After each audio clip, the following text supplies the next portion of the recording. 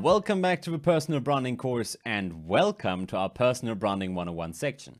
In this section, we'll first talk about an introduction to personal branding and what different things like brand voice, messaging, and for example, visual aesthetic mean and why they matter.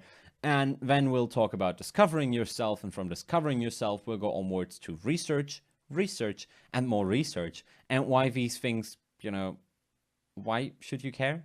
It's important, but I'll tell you about that later in one of the following lectures. After we're done with that, we'll evaluate your brand, and then we'll go over to the activity, which is based on what you've learned in the previous lectures. And we'll talk about monthly impressions, engagement rates, what these things are on social media, and it will give you something to do so that you can, experience live what you have just learned before. Until then, see you soon.